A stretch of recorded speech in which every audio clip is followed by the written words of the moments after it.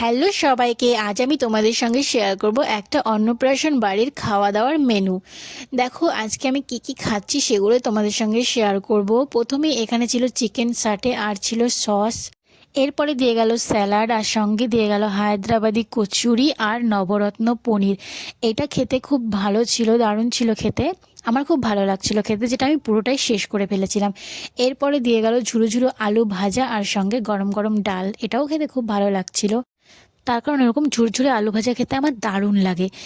এরপরে দিয়ে গেল দই কাতলা। এটা আমি কোনো রকম একটুখানি খেয়ে আমি একটু ফেলেই দিয়েছিলাম, তার কারণ দই কাতলাটা খেতে না আমার বেশি একটা ভালো লাগে না। দই কাতলা বলতে মাছ খেতেই আমার বেশি একটা ভালো লাগে না।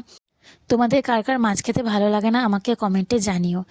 এরপরে এখানে রাইস আর দিয়ে গেল মাটন কষা, যেটা গরম গরম ছিল আর এত সুন্দর নরম নরম দারুণ খেতে ছিল। এরপরে ছিল আমের চাটনি আর মশলা পাঁপড়, এটাও খুব ভালো ছিল খেতে। এরপরে দিয়ে গেল চাপ সন্দেশ আর ছিল লট চমচম। এই দুটোই আমার খুব ফেভারিট মিষ্টি, আমি তাই এই দুটোই নিয়েছিলাম। সঙ্গে রসগোল্লাও ছিল, যেটা আমি নিইনি, ওটা স্কিপ করে গেছি কারণ এত মিষ্টি খাওয়া যাবে না।